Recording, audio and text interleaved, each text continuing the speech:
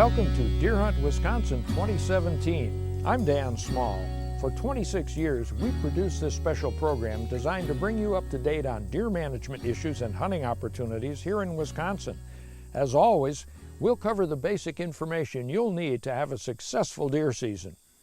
Wisconsin enjoys a great deer hunting tradition and a positive national reputation as one of the top whitetail states.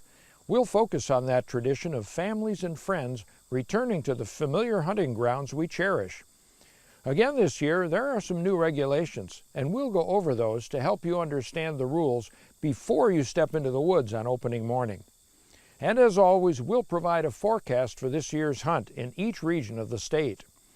Much of the information is in the pages of the 2017 Deer Hunting Regulations booklet, available at license outlets and at DNR service centers around the state.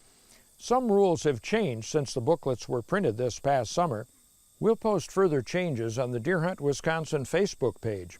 And if you miss any part of this show or want to see it again, you can watch the entire show on the Deer Hunt Wisconsin YouTube page.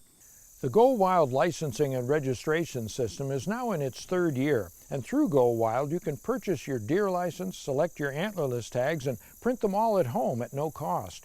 Or if you prefer, there are still more than 1,000 license agents where you can purchase licenses and tags. With each deer hunting license, you'll receive one buck carcass tag valid in any unit statewide, and one or more farmland zone antlerless deer carcass tags valid in the deer management unit and land type of your choice. You may select your farmland zone antlerless tags when you buy your deer license or defer the selection until a later date. Bonus antlerless tags are valid only in the zone, deer management unit, and land type indicated on the tag. Bonus tags went on sale in August and may no longer be available for the unit where you hunt. Bonus tags may be purchased at the rate of one per day until the unit is sold out or until the season ends. Youth hunters ages 10 through 17 will receive a junior antlerless deer tag with each license they purchase. The tag is valid for taking one antlerless deer in any unit statewide where taking an antlerless deer is allowed. Youth hunters are not required to specify the zone or unit, but they must indicate whether they plan to hunt private or public access land.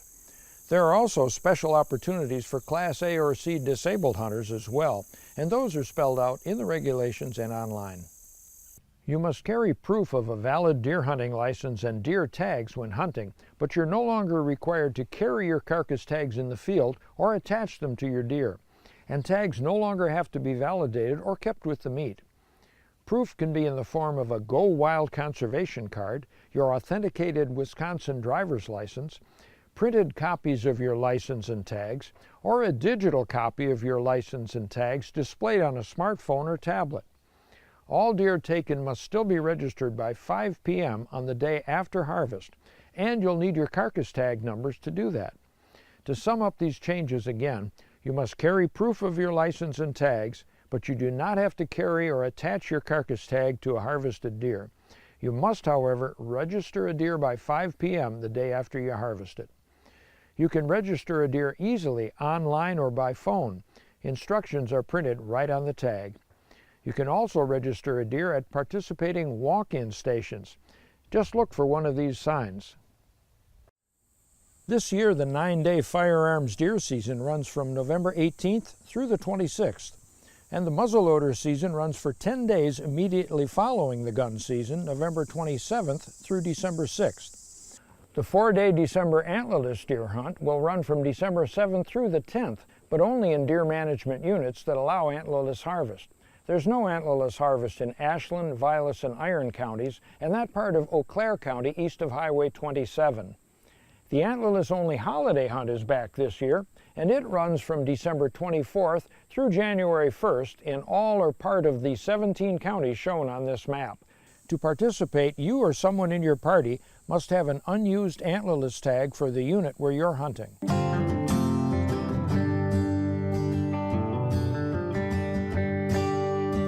Now that many hunters use trail cameras to monitor wildlife activity, you might capture some photos or videos you'd like to share. And if you post them on the Deer Hunt Wisconsin Facebook page, we'll consider using them on next year's show. And if we do, we'll give you credit in the show. Hunter numbers have been declining here in Wisconsin and across the country. Here's DNR Hunting and Shooting Sports Coordinator Keith Warnke to tell us about efforts to recruit new hunters and suggest ways you can help.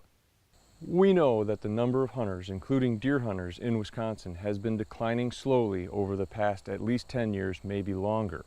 And that's of grave concern for several reasons. Number one, it's a large part of the fabric of Wisconsin. It's important for us as Wisconsinites to have that hunting heritage. Number two, it does a lot to go forward funding conservation. Hunters and anglers pay for a lot of the great conservation that citizens see all over the state. Number three, hunting does a lot for population control. And finally, hunting in Wisconsin supports around 30,000 jobs. So there are some pretty serious consequences if the number of hunters continue to decline.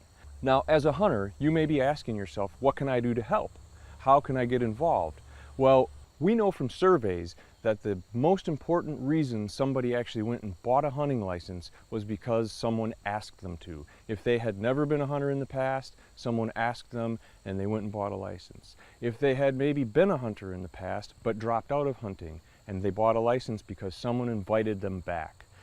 So to make it easier for new hunters to get started or for lapsed hunters to get reactivated, DNR has available a first-time buyer's license award. And you can get that first-time buyer's license for just $5 if you've never bought a hunting license before or if you haven't bought a hunting license in the past 10 years.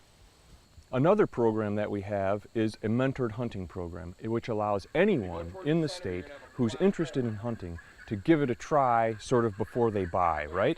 So you can go hunting without ever passing hunter safety or getting a hunter education safety certificate as long as you hunt with a mentor within arm's reach.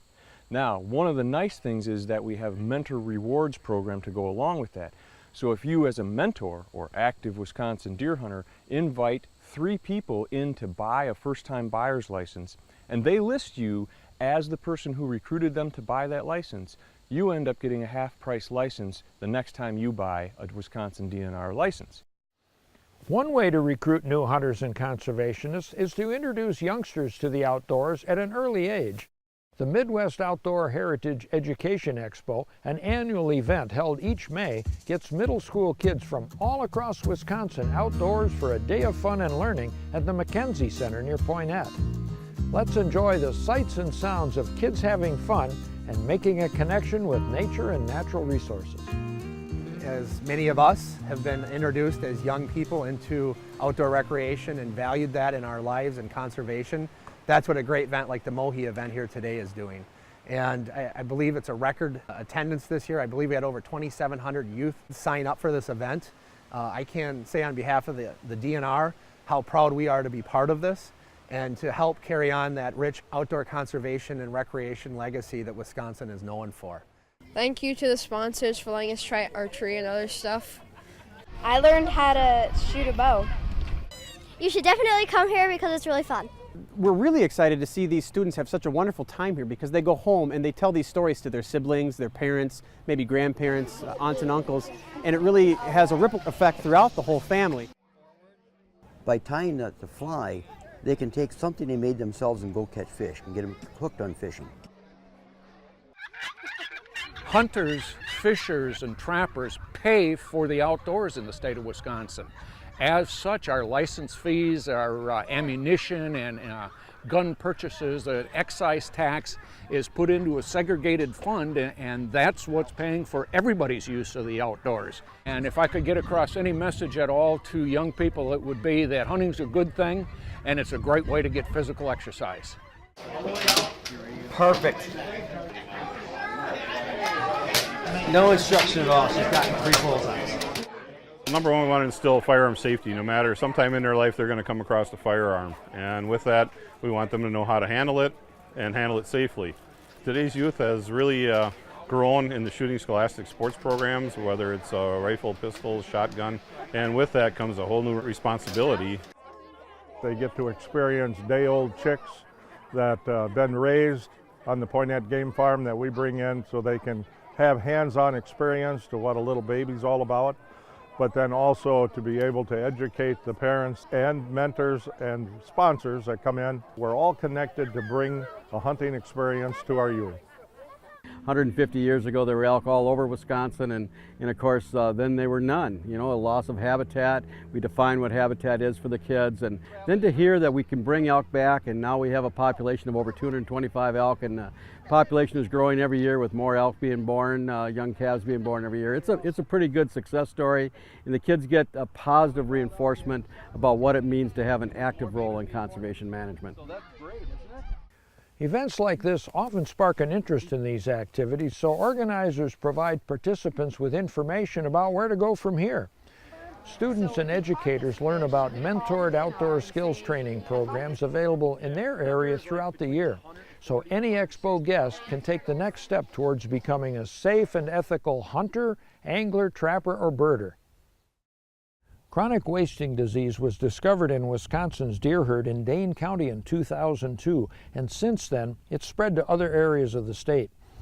Here's the National Wildlife Health Center's CWD project leader, Brian Richards, to tell us about CWD and how we can help reduce its spread.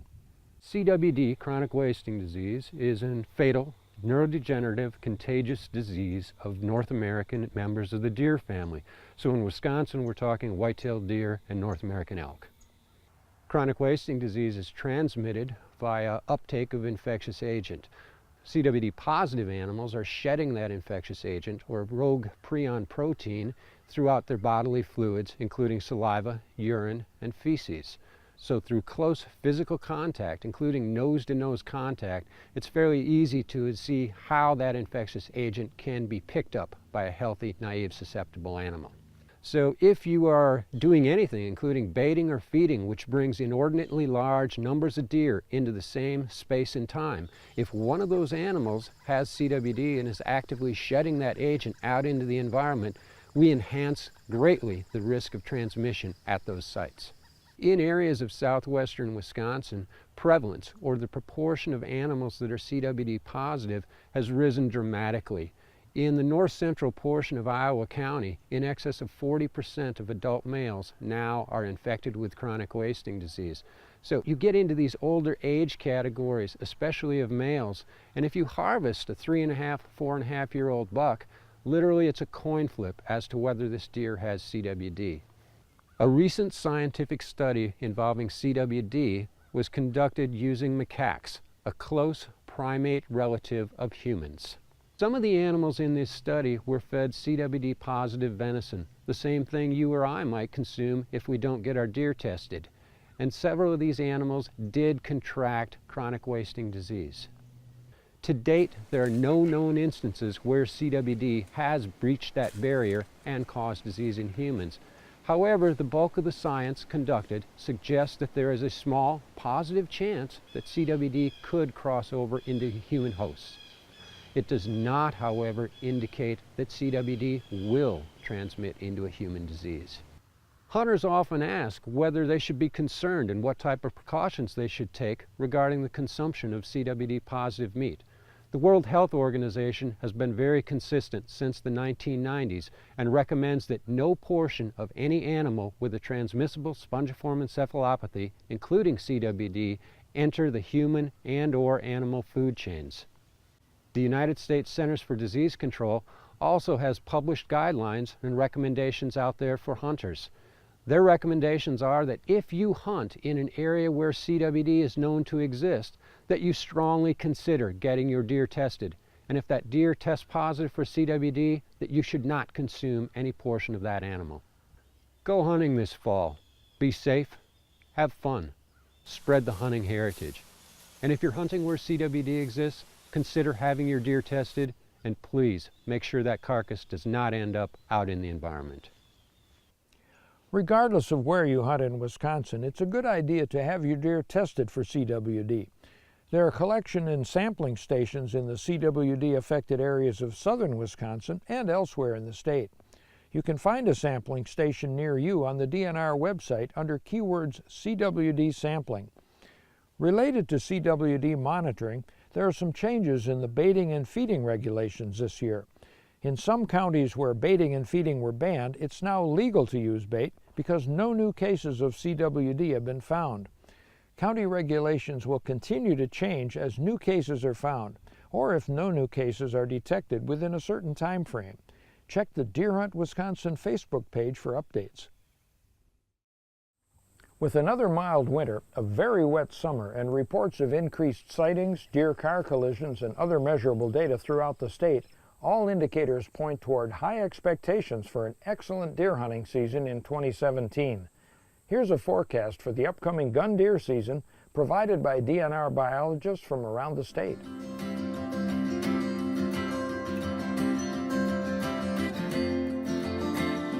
Across the 19-county West Central District, wildlife biologists are optimistic about deer hunting opportunities for this year. The West Central District lies within 3 distinct deer management zones: southern farmland, central farmland, and central forest. From St. Croix County in the north to Crawford County in the south, deer in the farmland zones are doing well, and hunters can expect an increase in deer numbers from those seen in 2016. Deer numbers in the central forest zone, while lower overall than those in the farmland zones, have also improved from 2016 levels. This year's favorable growing season has set the stage for abundant soft and hard mast crops. These food sources may influence deer movement and behavior until they're depleted. Hunters should pay particular attention to areas with concentrations of white and bur oak.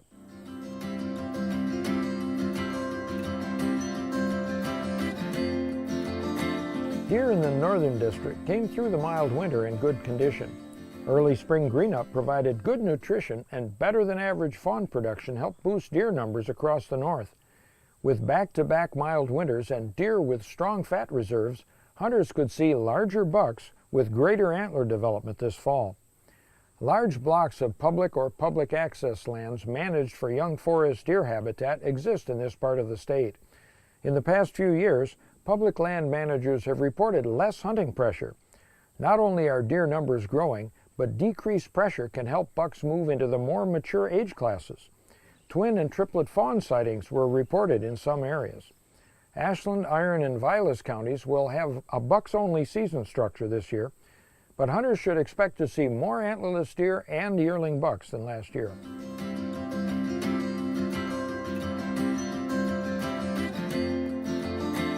In the Northeast District, thanks to very good fawn production and survival over the past 2 years, there will be more adult bucks available for harvest this fall, and predicted buck harvests are higher in every county in the district. Most counties are offering multiple antlerless tags with each deer license sold this year, and Door County is issuing an unprecedented 5 antlerless tags with each license. The deer donation program is very active in this area, and it's a great way to put any extra deer to use in the community. Chronic wasting disease has not been detected in free-ranging deer in the Northeast District, but it is present in one Oconto County deer farm. Most counties near locations of known CWD have deer populations considered too high to be in healthy balance with the land. Hunters are encouraged to follow their County Deer Advisory Council recommendations for antlerless deer harvest in consideration of long-term deer herd sustainability.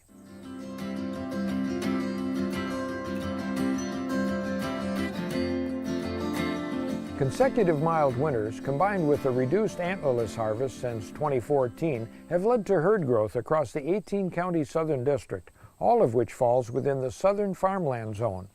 Hunters should see antlerless deer numbers slightly higher than last fall. The district has a wide range of deer habitat types, from the high wooded ridges and coulees in the southwest to the flatter agricultural landscapes in Greene, Rock, and Walworth counties along the Illinois border, rolling southern kettles in the east, and extensive wetland and woodland areas of Dodge, Jefferson, and Columbia counties. As a result, local deer numbers can vary dramatically from 1 square mile to the next. Most deer are harvested on private property, which makes up more than 90% of the landscape. But good deer hunting can also be found on the thousands of acres of county, state, and federal lands open to deer hunting in southern Wisconsin. And if you hunt in the Southern District, you may encounter deer or coyotes wearing ear tags and/or radio transmitting collars. These animals are legal to hunt, but if you shoot one, be sure to call the number on the tag or collar to report the kill and to have a DNR staffer pick up the collar. Earlier in the show, Keith Warnke mentioned that hunters' dollars pay for conservation, and hunting supports some 30,000 jobs in Wisconsin. Here's UW-Madison Professor Emeritus Scott Craven to tell us more about the economic impact of hunting. Hunting in general is a huge enterprise, very important economically, both at the national level, with a total impact just released in a new survey of around $25 billion. And if you boil that down to the state level, with each hunter in that national survey spending on average $2,237, and do a little bit of math, all of a sudden the impact in Wisconsin is somewhere between $2 and $3 billion in terms of total economic impact. And it supports about 30,000 jobs in Wisconsin. So it's a big deal, not a business per se, but it does impact and improve the situation for many types of businesses across Wisconsin. The lion's share of the economic impact comes from deer hunting. You know, Wisconsin has about 700,000 hunters. Most of those, they may hunt other things, but they're deer hunters, tried and true. We still put about 600,000 gun hunters in the woods just before Thanksgiving, and those people are spending a lot of money on all the things you'd expect: travel and lodging, guns and ammunition, equipment of all types. Nationally, I think it's about half of expenditures are on equipment, only 3% surprisingly on licenses and fees. So the deer hunting component really drives the economic system. I think people tend to forget that there's a negative side too. Deer vehicle collisions are just a terribly costly thing in the state. Crop damage is a big issue, landscape problems, and other nuisance and damage situations. But the hunting situation, removing several 100,000 deer a year, mitigates some of those negatives. So essentially you kind of add that to the positives. And on balance, the bottom line is that deer are very important in a positive economic sense to Wisconsin. For many Wisconsinites, deer hunting's an important family tradition. Let's see how one dad is sharing this tradition with his 2 young sons. I had 8 brothers, and they took me out, and with a family of 15, pork and beef gets expensive, so we all got a deer hunting license, a rabbit hunting license, squirrel license, all that kind of good stuff. And I believe it made me a better man, and today I get to share it with my 2 wonderful boys. I took them to my hunting hole, I call it. It's a enclosed blind. He decided to take a nap after a long day. He had football practice and stuff. He woke me up and I thought he was joking around, so I fell back asleep, and then I actually looked and there was 2 deer. So she kept looking at us, so we opened the window where she wasn't looking, and then she was about to run up the hill, and we went, and I got her in the scope and shot her. When you take a young kid hunting, you don't worry about getting something every time. Just them getting the chance and the opportunity. You know what I really like about hunting? It's so quiet and peaceful. Being there and having chances, father-son kind of bond is a wonderful thing. So if anyone ever gets a chance to do that, go ahead and take the opportunity. Even if you don't hunt, if somebody offers you, go sit with them, see what it's like. Hopefully when I'm old and wise, you guys will take me out hunting. What do you think of that? Yeah. Shooting accidents have declined now that hunter education is required of new hunters, but unfortunately, tree stand accidents are on the rise. In fact, as many as 1 deer hunter in 3 will fall from a tree stand sometime during his or her hunting career. Here's a first-hand account of one hunter whose life was saved by a safety harness. There was a day when hunter safety devices weren't available. And even when they became available, I couldn't really afford them for all of my tree stands. But I've changed my mind from incidents that have happened in the last few years. Last year I was bow hunting and I was descending a tree. And when I got down to the 2nd step from the top, the tree stand ladder came unbuckled. The 2nd one snapped, and then I really feared for my life. But just as I was thinking this is it, my safety device locked in, and that saved me. And that enabled me to get down the rest of the tree safely. Once I got down on the ground and was still sweating, I realized that not only could I have been paralyzed, but I could have lost my life. So I tell my friends when they're hunting, if they value their lives and want to live another day and to hunt another day, they should do like I do and always buckle up before they go up a tree stand. Before you head into the woods this season, be sure to sight in your rifle, pistol, shotgun, or muzzleloader. You can do this at a number of public and private ranges around the state, including several state-owned facilities. Many sportsmen's clubs and shooting ranges are open to the public, and some hold sight-in clinics prior to deer season. You'll find more on everything we've covered on the Deer Hunt Wisconsin YouTube channel and Facebook page. I'm Dan Small.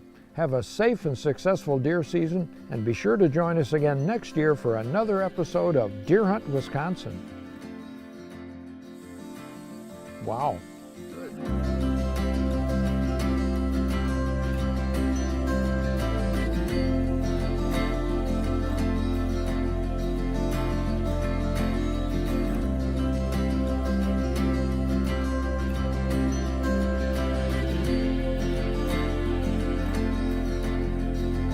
Anytime, night or day.